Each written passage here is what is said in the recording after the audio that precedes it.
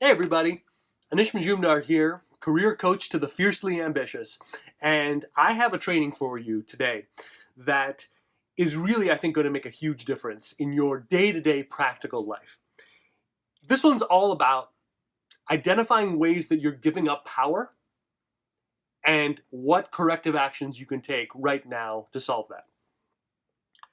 Let me just say right from the get-go, I am not going to be giving you this as some kind of glorious, ego-driven master who has never given up power in his life. I have routinely spent my life just giving away status and power in situations and seeing the negative fallout from that and regretting it and figuring out, is there something else that I can do to prevent this from happening in the future? And here are the three biggest culprits that I personally have struggled with. And if this resonates with you, I think you're going to find this video very, very, very useful. Here's culprit number one. Are you routinely giving into guilt trips? I want you to think back, especially in terms of your work, and say to yourself, are there people at my work, a boss, a superior, a client, someone that I work with, who regularly uses guilt to get me to do things that I don't want to do? See, the heart of a guilt trip is emotion. Someone knows that just based sheerly on logic and reason, there's no reason that for you to do the thing that they want you to do. So they're going to make an appeal to that guilt side. And so the worst thing you can do when someone is trying to guilt trip you is to engage on that guilty side. Let me give you an example. A few years ago, my wife and I visited some old family of mine in India, and we went from house to house, auntie's house to uncle's house, and at every place, we were just having food and desserts just shoved down our throats. And after the first place, you're just totally full. You can't eat another thing. But that's when they'll pull out the guilt card, and they'll say, Anish, you have never visited us. We'll probably never see you again until you die. Won't you please eat these sweets? And so you do, right? And even though you know it's the wrong thing to do, you do it, you do it, you do it. And at the end of 5 days of that, I felt like I had put on 50 pounds, and not a good look is what I'm going to say. So guilt trips appeal on emotion. Guilt trips force you to do the wrong thing. And guilt trips, long term, all they do is serve to degrade the relationship. The person that is asking you this, you're going to look on less fondly at the tail end of this, because you know you're not supposed to do it. So here's how you solve this, okay? The next time someone tries to pull a guilt trip on you, I want you to become Mr. or Miss Logic. They bring out guilt, you bring out logic. I'm sorry, we agreed that this was not going to be part of the things that I would handle. I'm sorry, but my schedule has no room for this. I'm sorry, but I'm completely booked up here, and I'm sorry that this is what we had agreed upon in terms of how we would address this.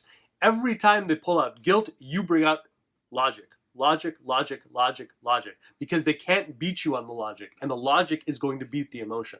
So no matter how many times they bring up the guilt, you bring out logic. And if you have to hammer it home 10, 12, 20 times, do so. Because next time, they're going to think twice. The time after that, they might not even do it. And soon you're going to find these requests for guilt are going to taper right off a cliff. It only happens if you start playing that emotional game. They start looking at you a certain way or calling out some kind of appeal. You start talking like that, and now they have you. So just become Mr. Logic to defeat guilt trips. Here's point number two. Do other people determine the course of your day? Does a boss, superior, whatever, client, do they determine what you do for the most part of your day and how you do it? If that's the case, you will never be happy there. I don't care how much money you make. I don't care what your title is. I've worked with people with hugely impressive titles who are essentially slaves. So if you have that kind of situation, it's not tenable long term.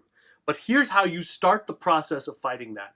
I want you, for the next week, to spend the first hour of each day totally incommunicado. Not to your work, not to your family, not to anybody. Phone off.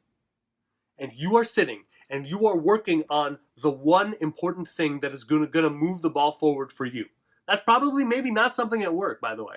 That could be something in terms of building out your relationships or networking or reaching out to that recruiter or taking that training class or reading up on industry trends and articles or going to the library and spending time researching alternate career paths. Something for you. Something that is meant to push you along. And every hour, the first hour of every single day should be that. The key here is you've got to shut off the internet and you've got to shut off your phone. Just shut it off. There's no way physically for someone to reach you. If you do that, you are going to immediately, first of all, feel way more empowered every day because you did something that matters. You did something that wasn't about some jerk giving orders and barking orders at you. Horrible way to live, right? So you do that once hour for 1 week. Then you take stock of everything that you accomplished and you push it into week 2. Once you're good with that, you're going to find creative ways to make an hour and a half, to make an hour and a half, 2 hours. And you're going to find for the rest of the stuff ways to restructure and reorganize to make it more palatable. I promise you, there's not a person who is watching this video who cannot find an extra hour to do the things that are important to them. You have it. And I'm a father of 2 young kids. I've got a very, very busy personal life. I can find that time. And I know that you can find that time too. So, first hour of the day, incommunicado, working on the one important thing every morning that is going to move the ball forward. Do that, and you're going to break this chain of letting other people determine your day. Because the most crucial hour that you have is that first hour. So if you control that, that's like your bulkhead that you can just keep expanding out from. If you don't have the bulkhead, you have nothing. Finally, this one, has this ever driven me crazy? I will sometimes get into these hypercritical loops where I could have 50 amazing things going on in my career and one bad thing or one kind of uncertain thing, and I will obsess for hours over the bad thing, I'm just be thinking about it, every permutation, worrying about it, stressing about it, sometimes letting those stresses carry over, worst mistake, into actual taking actions that are based on that stress. So first thing is to realize that what you're doing, you may call it being a perfectionist. That's what I did. I said, I'm a perfectionist. That's why I'm so hard on myself. What you're really doing, and let's not beat around the bush here, it's a form of self-abuse. It's your mind abusing itself. You're berating yourself. You're whipping yourself in a way that does nothing to actually advance anything. So recognize that. Recognize that what you call hypercriticism or perfectionism, or maybe you even hold this as some kind of thing that makes you superior to others. Please know you are just abusing yourself mentally, okay? Now that you know that and you're thinking about that, here's what I want you to do. The next time the crazy thoughts enter your brain, do the following. Close your eyes.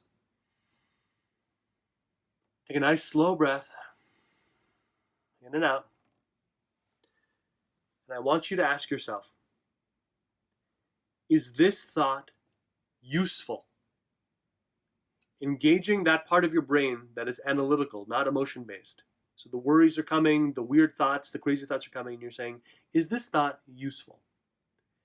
If the answer is yes, by all means, address it immediately, right? It must be a priority. But if, and most of the time it's going to be this, if the answer is no, you quietly thank your mind for the input. In other words, you're forgiving yourself and you're saying, thank you for saying that. Thank you for bringing my attention. But I'm going to do this. You thank your mind and you say, not today. We're going to be doing this instead. And if you keep doing this, similar to how you would approach these guilt trips and things like that, you're going to find that the number of these hypercritical loops that you get into are going to lessen, and eventually they will disappear. These are the three major ways that I have personally found that I've given up power in my day-to-day working life. And so I encourage you to use these tips. Be vigilant for them, as well as any other ways that you're giving up status, and fight for that. Because these things make your life easier. Standing up for yourself makes life easier.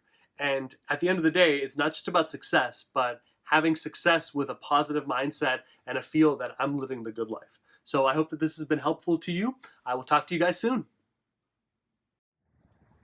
If you like that video, I encourage you to hit subscribe to get other expert tips and strategies that will take your career further.